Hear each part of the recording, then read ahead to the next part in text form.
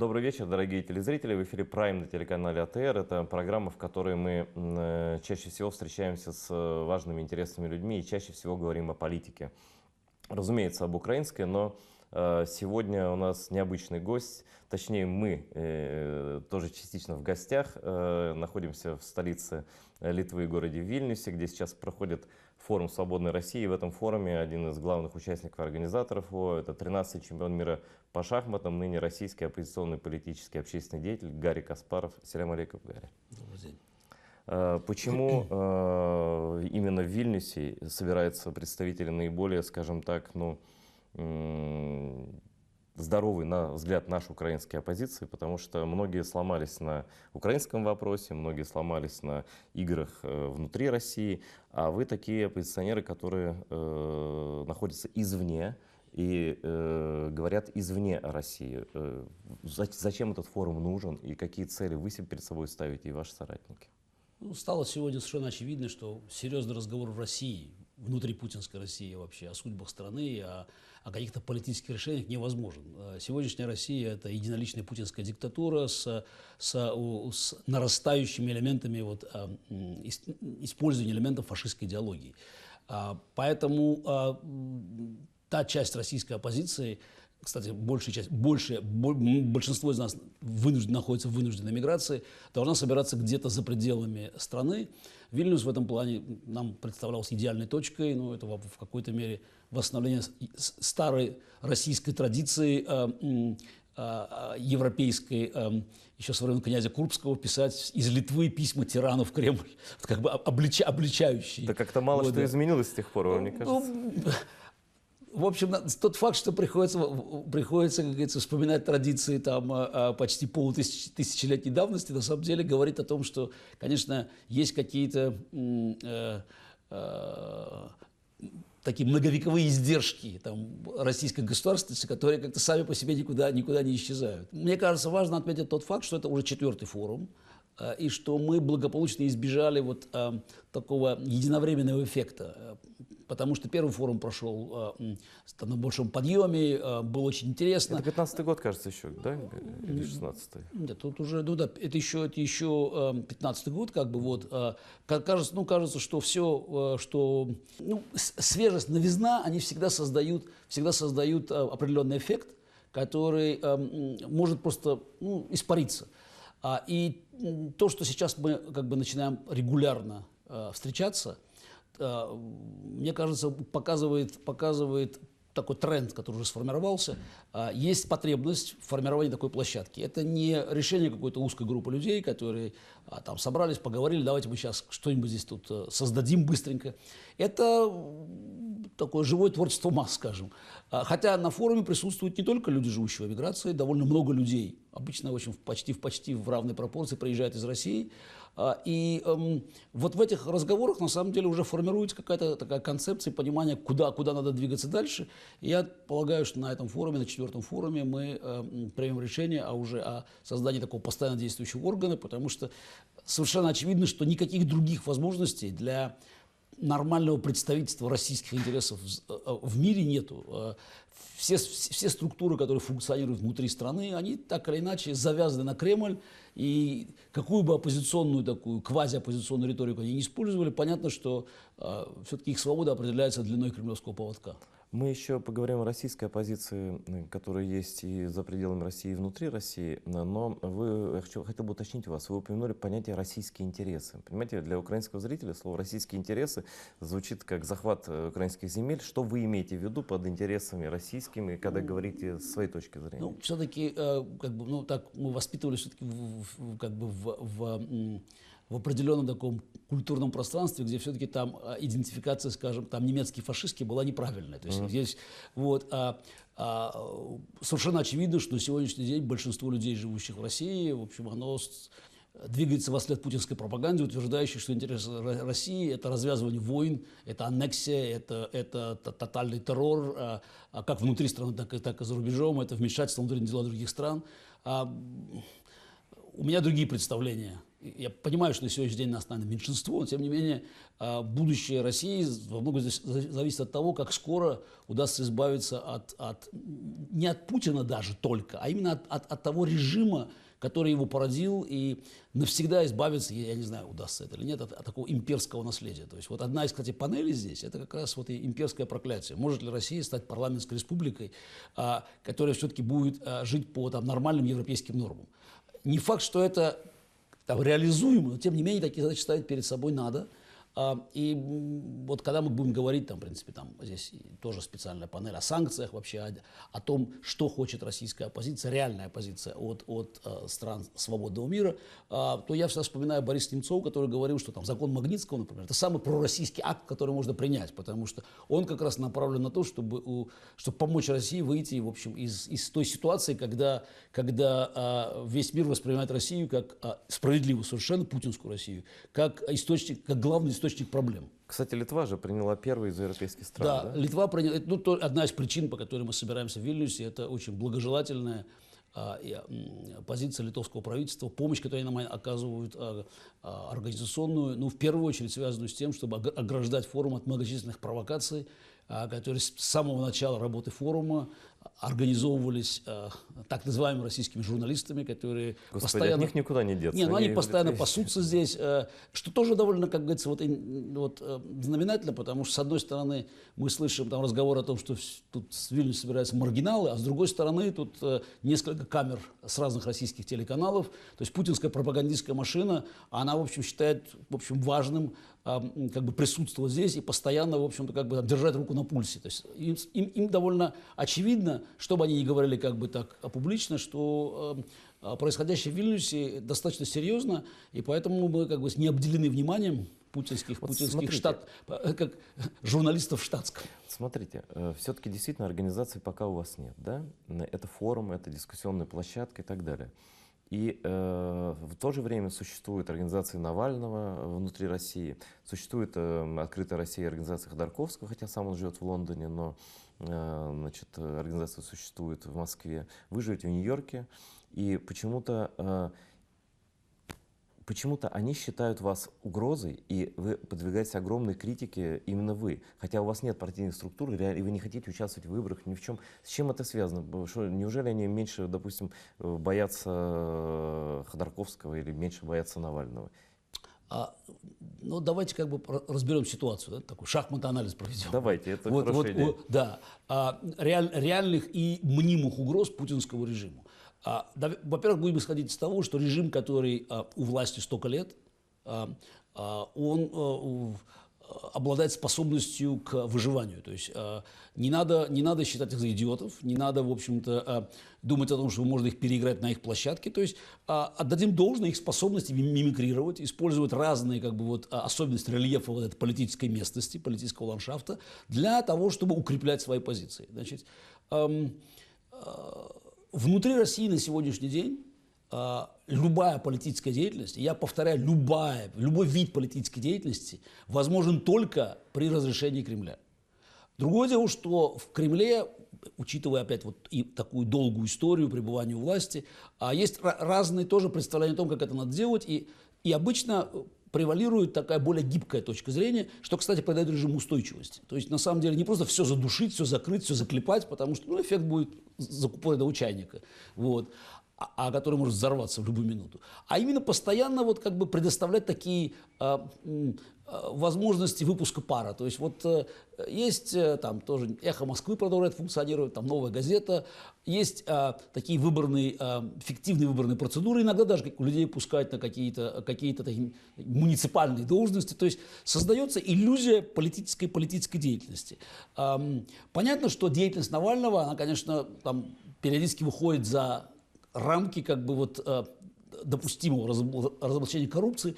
И тем не менее, если посмотреть внимательно, это все равно то, что Кремль считает объективно очень, скажем, меньшим злом. А меньшим злом по отношению к чему? Меньшим злом по отношению к ситуации, когда все закупорено, когда вообще ничего нету, и когда эта же критика будет уже как бы из Вильнюса идти. То есть очень важно, что все-таки процессы контролируются. Понятно, что там Навальный при как бы всей агрессивности ну, и своей, как бы, вот, своей кампании, он все-таки сильно ограничен в действиях. Брат сидит, уголовные дела, то есть все находится в общем, под контролем Кремля. Я уже не говорю про там, другие там, квазиоппозиционные или так называемые правозащитные организации, которые просто кормятся из рук Кремля. В этом плане «Открытая Россия» Ходорковского, понятно при том, что сам Ходорковский занимает, скажем, по отношению к Кремлю вполне определенную позицию, тем не менее она тоже функционирует на территории России. И это означает, что большинство людей, которые там работают, они находятся как бы в сфере кремлевского контроля. Более того, я там узнаю многих людей, которые когда-то работали там у нас в Объединенном гражданском фронте. То есть это часть из них просто ищет как бы какую-то возможность пристроиться, а часть просто достаточно откровенно, в общем, работает на действующую власть. То есть поэтому опасности Кремлю, вот, ну, путинскому режиму эти организации не представляют. И это, я бы сказал, такое кремлевское ноу-хау. То есть они вот довольно тонко чувствуют вот эту грань. То есть там, где есть реальная опасность. Ну, вы знаете, ну, вот на мой взгляд, на наш взгляд из Украины выглядит так, что практически все, в том числе оппозиционные российские политики, сломались на украинском вопросе, сломались на крымском вопросе. И кажется, не знаю, согласитесь ли вы с этим, что красная линия — это как раз Крым. Для Путина, для его власти. Если ты не трогаешь Крым, не трогаешь войну против Украины, то как бы ты можешь существовать? Когда ты переходишь эти границы, вы становитесь врагом, как вы, например. На самом деле, мне кажется, здесь вот такая курица и яйцо, такое, вот, что первое, что второе. Я полагаю, что для какого-то количества людей, вот, оппозиционных в России, которые, как вы сказали, сломались на Крыме, это на самом деле правила игры. То есть, не знаю, что они думают про Крым на самом деле, но если они для себя уже как бы определили, что им надо действовать в России путинской, как бы быть в этом легальном политическом пространстве, у них не остается другого выхода, как играть по этим правилам. То есть они могут какие-то делать такие двусмысленные заявления по Крыму, но если хочешь играть в путинской России по правилам, которым тебе разрешают играть, то вопрос Крыма должен быть выведен за скобки, как вообще вопрос украинской войны. Можно как-то критиковать, но опять в рамках допустимого. Вот все, кто функционирует на территории России сегодня и находится вот как бы под кремлевским контролем в той или иной степени, они всегда будут занимать по отношению к Крыму и к агрессии против Украины достаточно двусмысленную позицию. В этом плане вот как раз совершенно очевидно, что люди, которые собираются в Вильнюсе, занимает принципиально иную позицию. И вот здесь для Кремля как бы возникает серьезная проблема, потому что есть голос свободной России. На самом деле той России, которая считает, что, ну вот если так брать историческую параллель, как бы, то происходящее в Украине это как бы последнее столкновение Золотой Орды с Киевской Русью. То есть, на самом деле, с двумя традициями, такими ордынскими, азиатскими, деспотичными, тираническими, агрессивными, и все-таки уже давно позабытой европейской традиции, которая все-таки существовала в Киевской Руси, и в Новгороде, и в Пскове. То есть это такой исторический экскурс, как бы, может быть, не имеющий отношения к сегодняшней ситуации прямого. И тем не менее, как бы, вот, Кремль чувствует, что вот эта опасность существует. И я полагаю, что вообще агрессия против Украины во многом была связана с тем, что Путин, вот, хочу повториться еще раз, как диктатор, который много лет находится у власти, он остро чувствует опасность. И вот Украина как свободное европейское государство – это там просто смертельная опасность для путинской диктатуры, потому что это демонстрация там уже тем активным людям в России, что надо жить по-другому. И поэтому разрушение украинской государственности, вот тотальная вот такая война против Украины как бы на всех уровнях, от гибридной подрывной деятельности до прямой агрессии, это вопрос для путинского режима, вопрос выживания. Вы полагаете, что Путин никогда не отвяжется от Украины до тех пор, пока кто-то не победит? Либо он все-таки не победит, либо Украина здесь, его? Вот мне кажется, здесь даже не может быть никакого промежуточного варианта. Для Путина поражение в Украине означает катастрофу в России. Режим подошел сегодня к той черте, за которой компромисс будет восприниматься населением как слабость. Населению России. России, естественно. Диктатор должен выглядеть сильным. Он не обязательно должен быть сильным, я подчеркну, а он должен выглядеть сильным. И Путин это инстинктивно понимает. Как только диктатор дает слабину, Вот тут же вылезают все эти противоречия, и учитывая те проблемы, с которыми сегодня сталкивается режим, Путин никоим образом не может показать слабость. Поэтому компромиссы по Украине, мне кажется, невозможны. Я не знаю, возможна ли эскалация сейчас, потому что эскалация тоже как бы потенциальный риск. Хотя не исключено, что прижатым к стенке Путин может пойти и на эскалацию на украинском направлении. Ну, очевидно даже вот из ваших рассуждений, что либо пан, либо пропал. Либо Путин побеждает и поглощает Украину самым любым вообще способом, да, либо наоборот, либо он проигрывает. То есть тут третьего не дано. Мне кажется, что на самом деле Путин упустил момент, когда он мог бы все-таки добиться большего в Украине. Но он хотел. Это 2014 год, когда они хотели достаточно много территорий отхватить. Естественно, конечно. Да. Это тоже, кстати, показательно, что, в общем-то, планы путинские аннексии украинских территорий, они были, конечно, гораздо более глобальными. То есть карта Новороссии, которая появилась весной 2014 года, она, я думаю, как бы появилась не внезапно. То есть это означает, что план расчленения Украины готовился давно. У меня, так как у человека, в общем, знакомого с проблематикой, но не являющегося как бы экспертом, поэтому у меня сильное ощущение, что вообще план по разделению Украины, он готовился к 2015 году, то есть к выборам, которые должны были быть календарным выборам президента, который, скорее всего, Янукович проиграл бы, но набрал бы больше голосов, естественно, на востоке и на юге. И вот тогда бы, я думаю, этот план реализован был бы в полном объеме. Вы думаете, что это даже не зависело от Майдана? То есть все равно Майдан, мне кажется, просто ускорил события. Путин готовился к расчленению Украины. То есть даже вот если взять крымскую ситуацию, все-таки операция была проведена очень быстро, оперативно и качественно. Значит, ее долго готовили. Но невозможно представить себе, что такие вещи происходят спонтанно. Вот тогда разговоры, Путин вдруг столкнулся с проблемой Майдана и начал дергаться. Ну какие дергаться? То, что происходило в Крыму, и потом начало вдруг вспыхивать все на востоке, на юге Украины, означает, что это был подготовленный план. Другое дело, что Путин и те, кто этот план разрабатывал, они допустили, конечно, грубый стратегический просчет. Они были убеждены, что русское население Украины, русскоязычное, на которое они рассчитывают. Я даже это русскоязычное, да, в принципе, население, будет встречать там цветами там освободителей, просто то есть путинская агрессия, она найдет на востоке и на юге Украины такую же поддержку, как она шла в Крыму. Этот расчет не оправдался. И вот тут машина забуксовала. То есть мне кажется, что они считали, что аннексия украинских областей от Луганска до Одессы, она будет практически такой же легкой и бескровной, как в Крыму.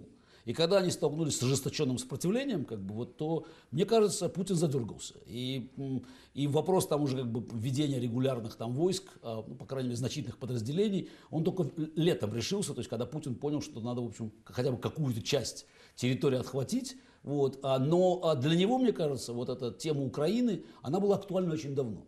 Вот я не знаю, когда точно Путин принял решение по аннексии, но то, что для Путина как минимум с 2007 года, после его речи в Мюнхене, территории бывшего Советского Союза представляли сферы интересов России, о чем он, кстати, сказал. Тоже показательно, кстати. Диктаторы обычно вообще достаточно откровенно говорят. Да, это была откровенная речь. Откровенная речь была, кстати. Если вспомните Гитлера и Сталина, то есть они достаточно откровенно говорили. И что интересно, свободный мир всегда это воспринимал как, это, наверное, перегиб какой-то, это необходимо отдать им дань ожиданиям людей в их стране. То есть всерьез это почему-то не восприняли. Хотя после этого была агрессия против Грузии. Тоже страны, которая стремилась в НАТО, страны, которая стремилась в Европу. И мне кажется, что вопрос агрессии против Украины был только вопросом времени. Поэтому мне кажется, что 2015 год это стал бы реперной точкой. То есть к запланированным выборам президента, на которых Янукович, скорее всего, потерпел поражение, Путин, я думаю, готовил эту глобальную акцию по расчленению страны. А Майдан просто спровоцировал его и заставил двинуться в Украину раньше намеченного срока. Считаете ли вы, что потеря Украины окончательная, это вообще, в общем, крах всей этой идеи российской имперской, и именно поэтому Путин так цепляется? Это больше, чем чем потеря имперской идеи. На самом деле, это психологически, мне кажется, непоправимый удар по путинизму, который пытается убедить, что у России даже скажем так, у русского мира есть собственный третий путь. Вот. В конце концов, Украина тоже, значительная часть Украины тоже часть русского мира, если говорить даже про там, историю. Вот. Ну, про языковую. Про языковую историю, да, естественно. Я говорю, и тот факт, что на самом деле, что вот значительная часть вот этого так называемого русского мира хочет в Европу, на самом деле хочет жить по другим совершенно законам, это непоправимый удар для путинской пропаганды. Потому что одно дело там арабская весна, там какие-то там революционные события в других частях мира, а другое дело Украина. Это для имперского сознания это абсолютно невосполнимая утрата. Возможно ли широкомасштабная война против Украины? Мне кажется, маловероятно, потому что цена высокая. То есть все-таки Путин, он же не военный диктатор, он ГБшник. Он все-таки ищет возможность с минимальными потерями как бы добиться своих целей. Поэтому вот все эти войны были сильно гибридный характер, и он долго как бы колебался, решая вопрос о вводе как значительных контингентов военных на территорию Украины, и так и не решился на тотальную агрессию все-таки. Мне кажется, это связано в первую очередь с тем, что цена этой агрессии была бы слишком велика. Путин все-таки он где-то останавливается. Если он видит слишком большую цену, которую надо платить, например, там просто количеством убитых людей, то есть ему убитых русских солдат жалко? Нет, я не думаю. Его интересует эффект потенциальный, потому что, скажем, там даже несколько сот вот этих гробов, которые вернулись в Россию, создали уже проблему определенную, потому что диктатор опять, он не может выглядеть слабым. То есть все-таки и война в Украине, я не уверен, что слишком популярна. То есть как бы вот большая цена, которая заплачена, диктатор, он должен всегда думать о том, как будет как подведомственное население это воспринимать. Явно Путин пришел к выводу, я полагаю, это просто там экспертные оценки были, что полномасштабная агрессия против Украины, она не даст результата, которого они ожидали. Во-первых, совершенно не очевиден итог этой войны, потому что все-таки видно, что значительная часть украинского населения, населения Украины и более того, русскоязычной Украины явно не хочет путинского управления. То есть это не крымская ситуация, они, в общем-то, пришли к выводу, что масштабное использование военной силы, оно не даст того политического результата, который Путину нужен. На сегодняшний день он как бы считает, что он в целом, он все равно каких-то результатов добился, хотя время работает против него. Тем не менее, как бы, все равно как бы, он контролирует часть Украины, политическое тело Украины, вот эти минские переговоры. То есть Путин надеялся все-таки решить свои стратегические задачи по как бы нейтрализации европейского сценария для Украины через вот эти переговоры в минском формате, так называемом, правильно считая, что европейцы хотели бы как-то эту проблему решить, от нее избавиться. Вот. Но снова, в общем, как бы он просчитался, что вектор в другую сторону идет. На самом деле время работает против него. Гарри, а вот с этим можно поспорить, потому что можно сказать, что время работает и на него, потому что Крым он аннексировал, он пытается это легализовать, говоря западным партнерам всем, что он о Крыме говорить не будет, это часть России. Есть шанс, что благодаря вот этим затяжным, бесполезным абсолютно переговорам ДНР, ЛНР, так называемые, превратятся в долговременное Приднестровье, и ситуация вообще будет заморожена на долгие годы с возможностью влияния на Украину через вот эти вот формирования. Значит, тем не менее, надо рассматривать, мне кажется, украинскую ситуацию в контексте мировой ситуации. Совершенно очевидно, что мы впервые сейчас как бы столкнулись ну, вот мы видим достаточно кардинальные изменения отношения к Путину в свободном мире. Дело в том, что диктатор же не может остановиться на какой-то вот в какой-то точке. Диктатор ездит на велосипеде, как говорят, да, он не может перестать крутить педали. Он должен педали. двигаться, он на самом деле он должен постоянно демонстрировать победы, как реальные, так и виртуальные. То, что после Украины он полез в Сирию, тоже говорит о том, что задачи украинские он все-таки не решил. То есть признание Крыма не произошло. То есть, как бы, поэтому дальше Путин пытался воздействовать. Вот следующие 2 года шла активная работа по воздействию не только на западное общественное мнение, но на результаты выборов. То есть мы уже знаем о том, сейчас последние дни там информация об участии там российских хакеров, российских спецслужб в Брексите. Вот, в Англии в голосовании. Естественно, выборы и в Германии, и во Франции, но главное в Соединенных Штатах. То есть была проведена колоссальная спецоперация по поддержке кандидата, который, как считал Путин, может пойти ему навстречу в снятии санкций, ну и, может быть, даже в признании Крыма. То есть у меня вообще как бы есть представление о том, что Трамп вполне мог бы, если все это сошло с рук, там, приехать и в Ялту, в общем-то, там, играя роль там, Рузвельта, сыграть. Что ему мешает? Конгресс? Нет, ну, мешает то, что американская политическая система, в общем-то, достаточно устойчивая. И на сегодняшний день возможность Трампа влиять на ситуацию в отношениях с Россией, она минимальна. Хотя мы видим, что он до сих пор пытается блокировать поставки летального оружия в Украину, он пытается минимизировать пока вот этот эффект от новых санкций, то есть как бы он будет сопротивляться до последнего, потому что очевидно, что его с Путиным связывают какие-то сильные общие Вот хотел интересы. уточнить, сейчас идет развитие этого дела Флинна. Это общее дело, как бы именно вот связи избирательного штаба Трампа с российскими спецслужбами. Вы живете в Нью-Йорке, вам это хорошо и близко видно, вы ситуацию в развитии наблюдаете. Флинн обещал дать показания. Ну, видимо, у него нету выбора, потому что уголовное дело было открыто не только против него, но против его сына, который тоже работал в штабе и даже какое-то время вот именно в этой транзитной команде. Флинн хотел, чтобы он работал вместе с ним в Совете национальной безопасности. И там много очень вопросов. Как бы. Один из них, это, кстати, связан с их попытками договориться с Эрдоганом о выдаче Гюлена, Фетхулла Гюлена. Вот. Плюс мы сейчас последнюю информацию имеем, полностью подтверждающую мои как бы, ожидания о том, что готовился план, такой многоступенчатый план снятия санкций, антироссийских санкций, там строительство российских АЭС на Ближнем Востоке. То есть я не сомневаюсь, что вот эта схема была готова, была очень большая активность в ноябре-декабре людей Киссинджера, который и сам Киссинджер приезжал в Москву. Я думаю, готовилась вот такая, я не знаю, ялтинская встреча или нет, то такая встреча, на которой был бы решен вопрос мира, поделены там сферы влияния. Полагаю, что учитывая вот этот вообще характер Трампа, для него это было бы просто моментом такого наивысшего триумфа, когда он мог бы с Путиным делить мир.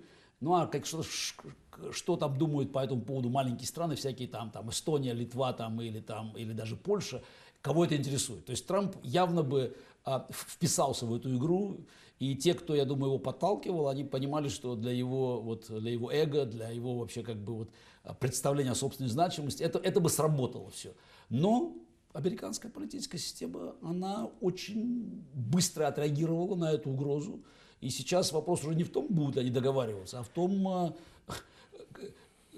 как они сумеют договориться не с Путиным, а с американской правоохранительной системой, потому что Флинн вынужден будет, скорее всего, в общем, дать показания против, по крайней мере, против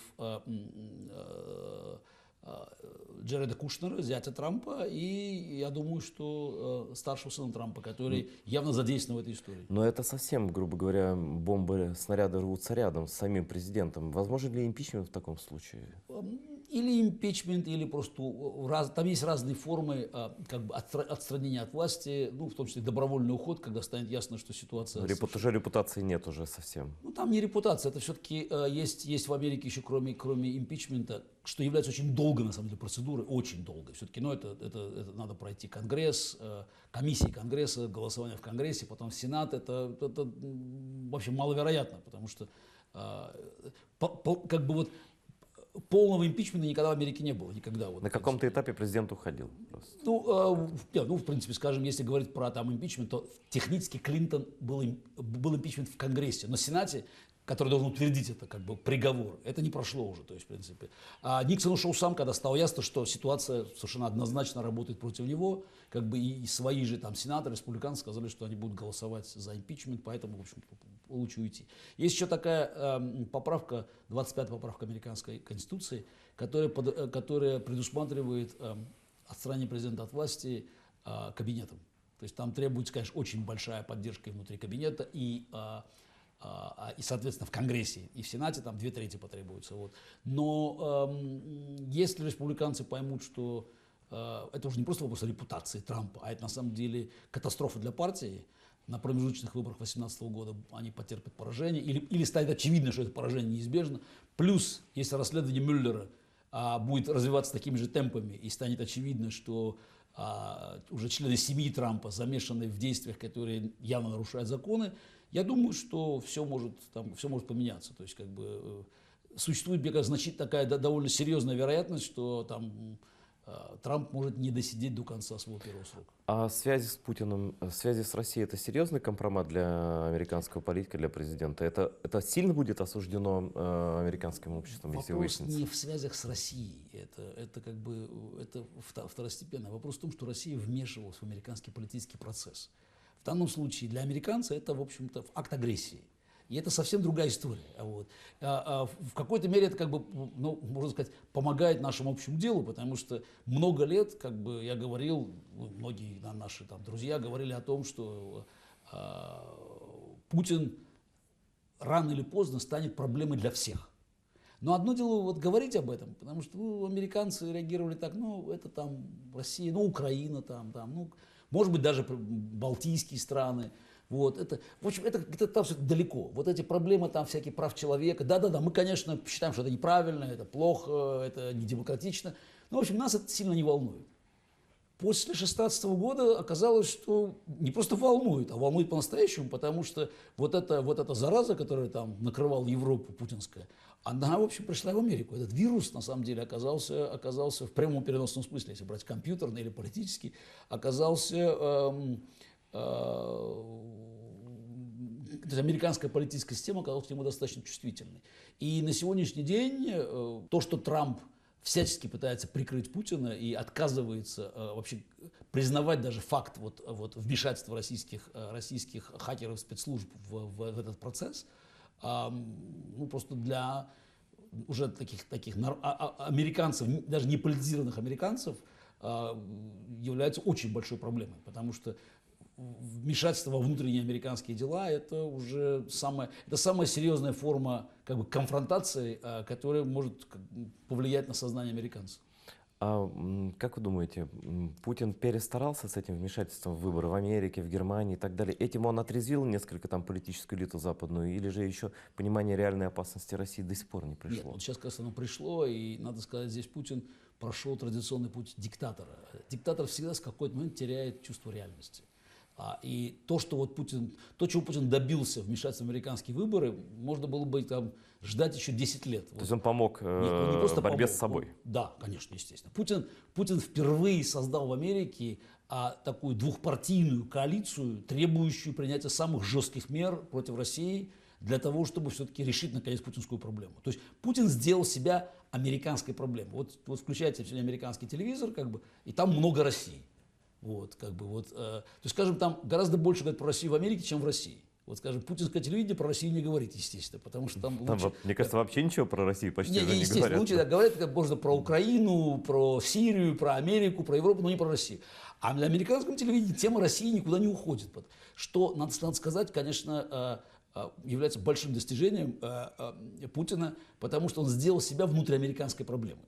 Вот пока он был где-то там далеко, он там нападал на Украину, там какие-то гибридные войны устраивал, там давил оппозицию, убивал политических своих оппонентов. Это все было плохо, но далеко.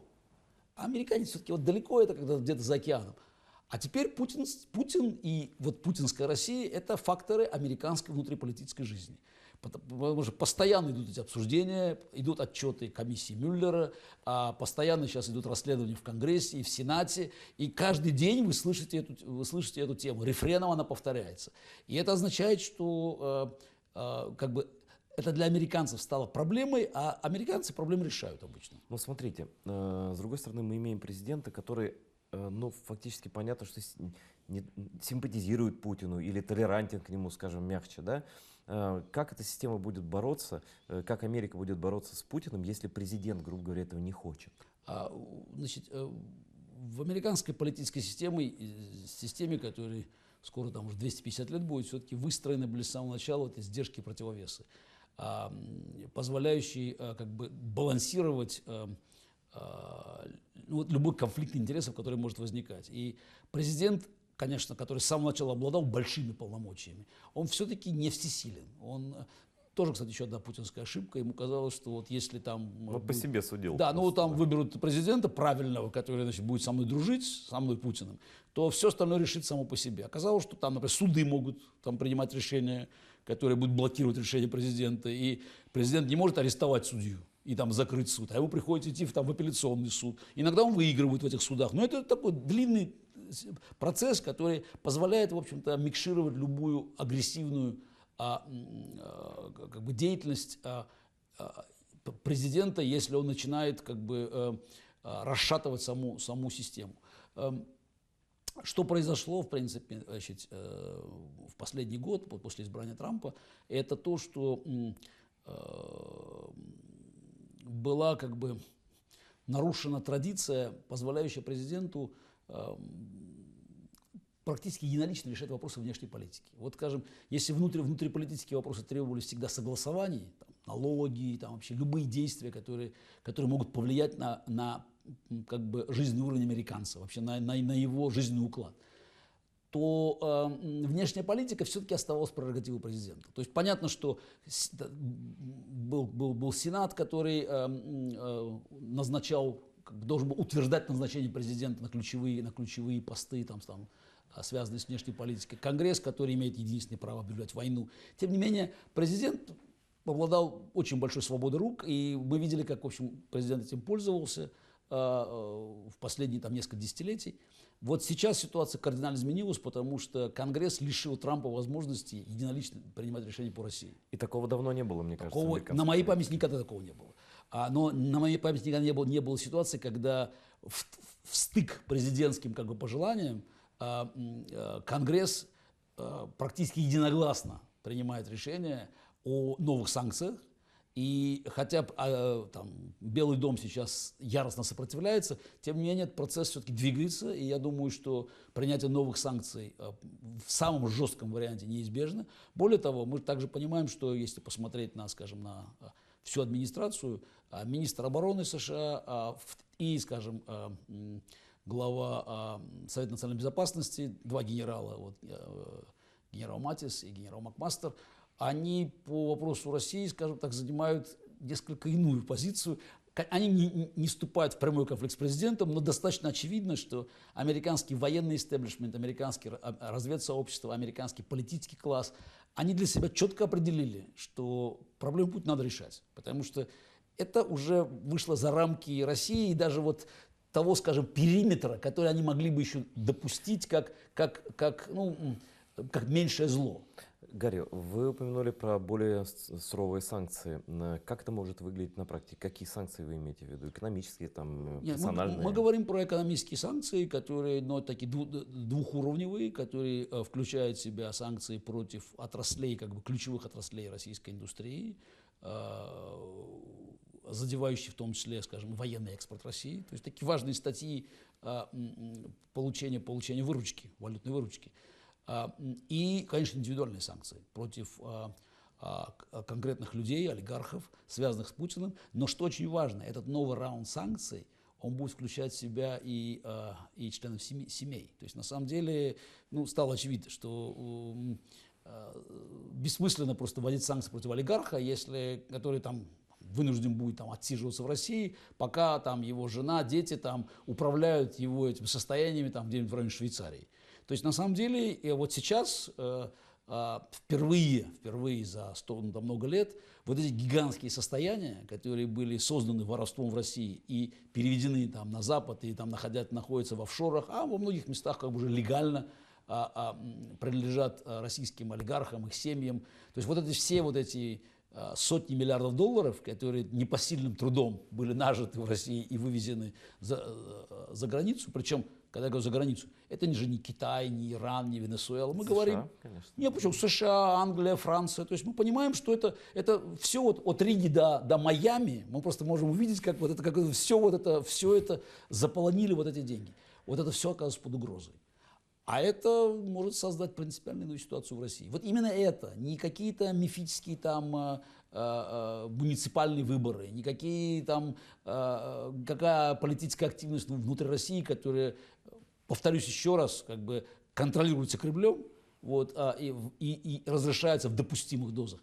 Это реальная угроза существованию режима, потому что путинская власть базируется на его гарантиях российской элите, что капиталы, которые наворованы в России, будут в безопасности находиться в свободном мире. Ну и в таком случае возможен ли вариант, по-вашему, что, ну, в случае действительно, если санкции будут новые введены такие, что люди начнут терять в разы, да, вот эти олигархи, их семьи, путинское окружение и так далее, возможен ли условный вариант табакерки, когда окружение сдает диктатора, чтобы получить прощение самим там, от западного мира? И...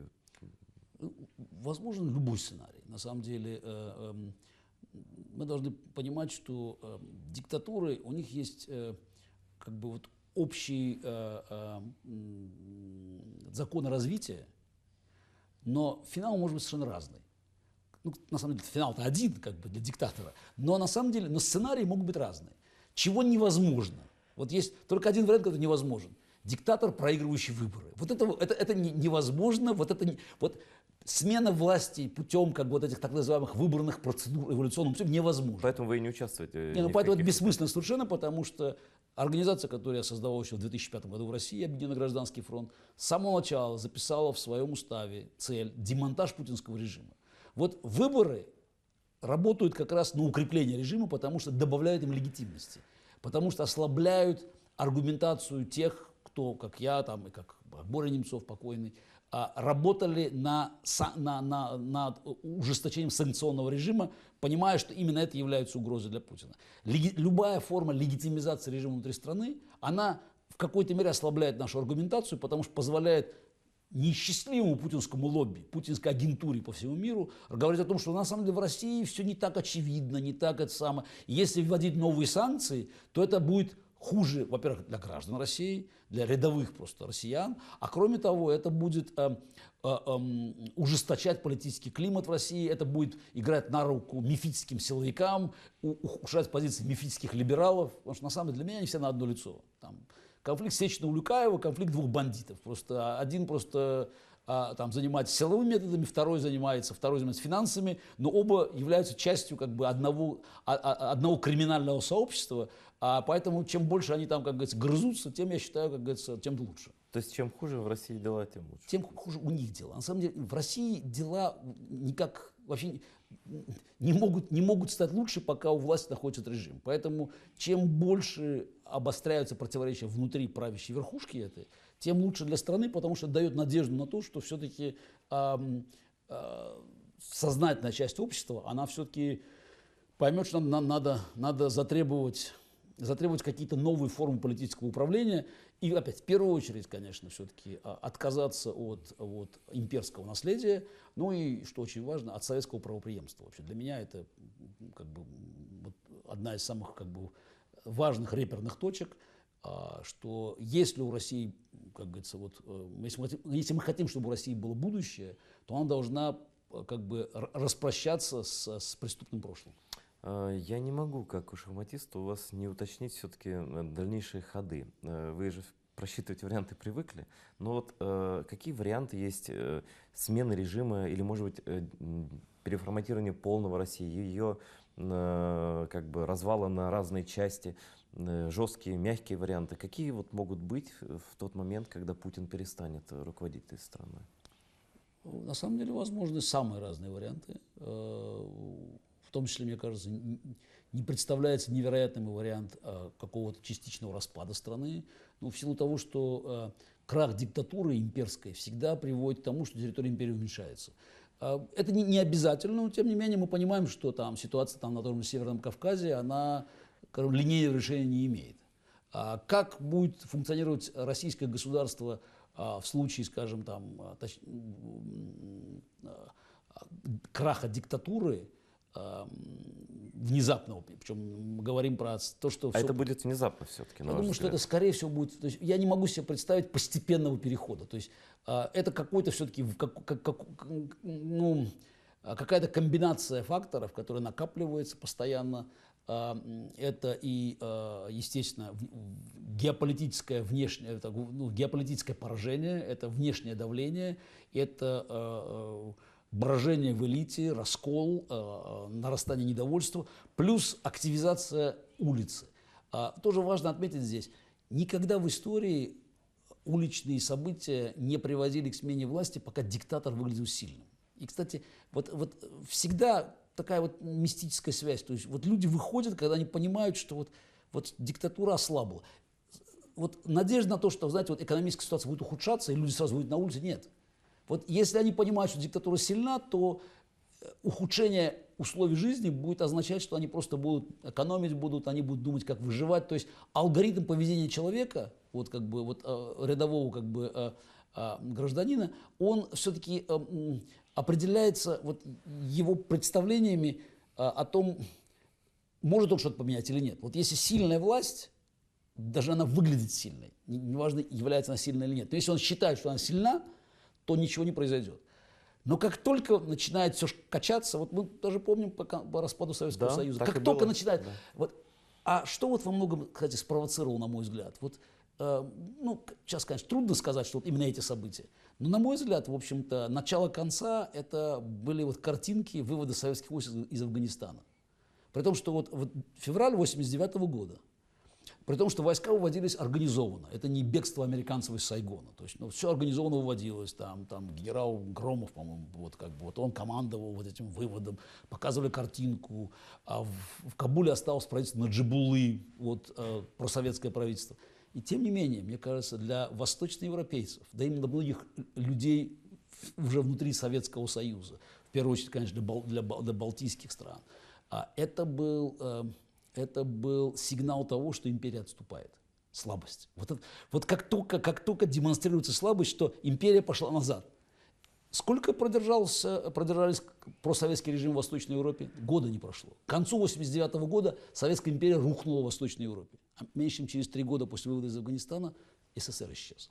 Поэтому вот как только станет очевидно, что режим отступает, все может произойти внезапно, очень быстро. И я думаю, Путин даже не потому, что он книжки читал, а вот инстинктом диктатора он чувствует, что отступление невозможно. Поэтому он влез в Сирию, ему надо удержать Асада. Он пытается удержать вот какие-то для себя реперные точки, потому что понимает, что как только он это сдаст, вот, скажем, падает Асад. И, может быть, как бы уже образ неуязвимого диктатора, он полностью размывается. И в этот момент может случиться все, что угодно, потому что брожение в элите нарастает, а недовольства в стране более чем хватает. Но это недовольство не выплеснется наружу, пока режим выглядит сильным. Вы, Гарри, упомянули про Крым в контексте войны на Востоке и сравнили, что в Крыму там он получил поддержку, на которую рассчитывал Путин, а на Востоке не получил от русскоязычного населения. Но стоит вспомнить, что в Крыму тоже не было сколько-нибудь значимых пророссийских движений и демонстраций, и все решила военные силы, которые... Это была спецоперация. Естественно, понятно, что, конечно, важнейшим фактором было наличие военной базы в Севастополе, возможность перебрасывать туда не афишируя значительные воинские подразделения. Тем не менее, также понятно, что все-таки значительная часть населения, она, в общем, восприняла это позитивно. То есть это, опять, это может быть и не главный фактор, но тем не менее очень важно для любой аннексии, что большая часть населения, или, по крайней мере, значительная часть, она воспринимает это позитивно. То есть, как бы, там не было такого жесткого сопротивления, с которым они столкнулись неожиданно для себя и на Востоке, и на Юге. То есть, в принципе, сценарий-то был один и тот же. Еще Крым — это эффект неожиданности. Никто же не ожидал этого даже за день до этого. Ну, естественно. Да. Ну, вот, как бы для них сработало все, вот, как бы, достаточно, как бы, все сложилось. И я еще раз подчеркиваю, что, конечно, это был хорошо подготовленный план. И в Крыму все благоприятные условия для этого были созданы. Вот, как бы, попытка просто распространить так называемый крымский опыт. Не случайно там, как бы, тот же Гиркин как бы появляется в Донецке. Уже на другие украинские области и территории она бесславно провалилась. Другое дело, что это привело к войне с огромными жертвами, но очевидно, что это была неудача для Путина. Именно и поэтому он полез в Сирию. Диктатор должен компенсировать неудачи, потому что он объявил Новороссию, она не получилась. И Но это война победоносная нужна. абсолютно. То есть нужно ну, где-то надо действовать. И именно поэтому Путин сразу переключается на новую точку. Вот. При этом Сирия дала еще один эффект, который, я не знаю, как бы Путин сразу это понял или почувствовал в момент, как говорится, когда началась там уже агрессия. Это беженцы. Я думаю, что эти зверские бомбардировки там, того же Алеппо там, вообще мирных как бы, поселений и городов сирийских, они как раз преследовали цель погнать беженцев в Европу, потому что это нарушало баланс политический в Европе, помогало в основном ультраправым партиям, все они являются путинскими союзниками, и это как раз шанс на снятие санкций. То есть опять снова вот как бы все эти войны, они должны были помочь Путину избавиться от антироссийских санкций, которые стали следствием его агрессии против Украины. Смотрите, у многих наблюдателей внутри России и в Украине складывается впечатление, что все-таки у Путина получается что-то. Ну, скажем, санкции не такие жесткие. Европейский Союз продолжает покупать газ и спонсировать экономику путинской России, которая идет в том числе на войну, на вооружение и так далее. А с вашей точки зрения, вы достаточно известный публицист, вы в Америке влияете на общественное мнение в отношении России точно. Я думаю, что эти разговоры о санкциях, они в том числе и благодаря тому, что вы открываете глаза многим американским и западным политикам на этот режим. Вот на самом деле Путин что-то выиграл или все-таки он проигрывает по всем фронтам сейчас именно на Западе, в целом в цивилизованном мире? Да. Не, мне кажется, тренд однозначно негативный для Путина. Именно тренд. Понятно, что многолетняя работа, мы говорим про там, 15 лет, как минимум, работы по обработке западного общественного мнения, по покупке западных чиновников, бизнесменов, политиков, по выстраиванию пропагандистской сети целой такой, лоббистская и агентурная сеть. То есть вот все это на самом деле позволило Путину в 2014 году, в общем, как бы создать вот такой эффект, вот как бы, который смикшировал очевидный негатив, связанный с агрессией против Украины. И тем не менее, он не сумел остановить вот, как бы, вот этот санкционный поезд, скажем так. Путин, конечно, не ожидал, что вообще какие-то санкции будут приняты. Ну, поговорят. Но после Грузии он был спокоен. Естественно. Да. Ну, как это все будет временно. Ведь на самом деле проблема Путина связана с тем, что он перестал сейчас в сознании многих российских олигархов, российских там, чиновников играть роль вот этого защитника. То есть вот как вот отношения внутри мафии всегда строятся по принципу лояльность в обмен на защиту. Путин должен был всегда гарантировать защиту капиталов, которые они вывезли из России. И но и сейчас ситуация эта пошатнулась в значительной мере. Вот посмотрите, вот Керимова арестовывают во Франции просто. Вот беспредел. Что это означает для очень многих как бы, российских олигархов, которые, в общем-то, могут себе легко представить на месте Керимова? Ну, какого черта Путин лез в почту Макрона? Вот почему мы сейчас должны платить, всеми нашими дворцами, миллиардами, платить за его авантюр? Чего? Ну, мы все распределили там. У нас все было хорошо. Почему он залез в Америку, почему он залез во Францию, пытаясь остановить Макрона на выборах? То есть, почему он сейчас лез в Германию? То есть, вот для этих людей... Дискомфорт он им создает, в общем. Это не просто дискомфорт. Мы говорим сейчас про то, что вся их жизнь, весь уклад жизненный, который выстраивался, и они были лояльны Путину, они платили там дань, они там оплачивали все его авантюры, пока взамен получали защиту. Сейчас получается, что не то, что защиту они не получают. Действия Путина, безумные действия, как бы с их точки зрения... Отражается не на нем лично, а на них. Естественно. И это создает вот тот самый разрыв вот, межэлитный, который вполне может привести к самым непредсказуемым последствиям. Не знаю каким. Точнее, не знаю, в какой форме это проявится. Но то, что сейчас впервые многие из них задумываются о том, что нахождение Путина у власти – это угроза им лично, это уже как бы создает принципиально иную ситуацию. И я хотел задать последний вопрос в нашем интервью. Этот вопрос будет касаться Крыма. Многие российские, называющие себя либеральными политиками, говорят, как будто повторяют одну и ту же мантру про некий повторный, так называемый честный референдум, который нужно будет провести в Крыму, с тем, чтобы решить его дальнейшую судьбу. Украинские политики, западный мир на официальном уровне говорит, что Крым должен быть возвращен, поскольку никаких референдумов там не проводилось и никаких не может проводиться на территории Украины. Ваше мнение, ваш прогноз. Что будет с Крымом дальше? Каким образом он будет возвращен Украине? Ну, есть мой прогноз, есть мое представление того, что надо делать. Не факт, что мой прогноз реализуется в ближайшей исторической перспективе, но для меня вот вопрос именно в таком ракурсе никогда не стоял. Путинский режим совершил много преступлений, как внутри страны, так и за рубежом. Для того, чтобы у России было будущее, представим себе, парламент свободной России должен сделать две вещи. Во-первых, конечно, отказаться от советского правопреемства и заклеймить преступления коммунистического режима. И точно так же обойтись с преступлением режима путинского. В этом плане преступления, совершенные внутри России, как, скажем, экспроприация ЮКОСа и передача своим подельникам, просто самой успешной российской компании, и аннексия Крыма, это явление одного порядка. Это акты бандитизма, как внутреннего, так и международного. Все они должны быть одномоментно осуждены. Вопрос о принадлежности Крыма не стоит. То есть решение о его возврате под украинскую юрисдикцию должно произойти одномоментно. Другое дело, что сам по себе процесс, мы понимаем, но все-таки есть очень большое количество людей, которые, в общем, должны как-то встроиться в новую реальность. Сам процесс интеграции, он займет некоторое время, повторяю, под юрисдикцию Украины. Просто я надеюсь, что новая российская власть и украинское правительство в тот момент, они все-таки найдут способ передачи. Передачи, опять, юридическая передача должна произойти в течение 30 секунд. Это был одномоментный акт парламента, который, я повторяю, отвергает весь список путинских преступлений, как внутри страны, так и за рубежом. Дальше просто это уже такой длительный процесс, просто именно реинтеграции, просто связанный с тем, что случились какие-то вещи, какие-то акты. Но надо забрать оттуда как минимум армию своих чиновников. Нет, я повторяю, это все должно происходить под юрисдикцией Украины. Я полагаю, что международное сообщество все-таки поможет именно интеграции людей просто обратно в Украину. Это болезненный процесс. Мы не хотим все-таки...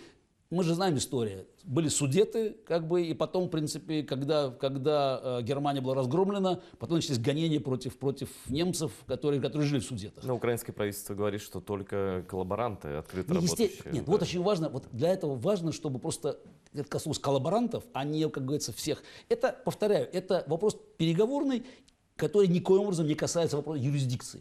Никаких референдумов, все эти двусмысленности надо оставить в стороне. То есть это украинская территория, но мы понимаем, что все-таки есть много людей, как минимум сотни тысяч, которые в общем-то, не являются коллаборантами, не являются пособниками путинского режима, этой агрессии. И надо понять, как реинтегрироваться обратно в украинское политическое и экономическое пространство. Спасибо, Гарри. В эфире программы «Прайм» на телеканале АТР был Гарри Каспаров. Мы не смогли поговорить обо всем. Очень много вопросов, очень интересный собеседник. Но какие-то ключевые моменты, и даже с прогнозом того, что будет происходить в мире, что будет с Крымом, мы получили. Большое спасибо, Гарри. Смотрите АТР каждый день.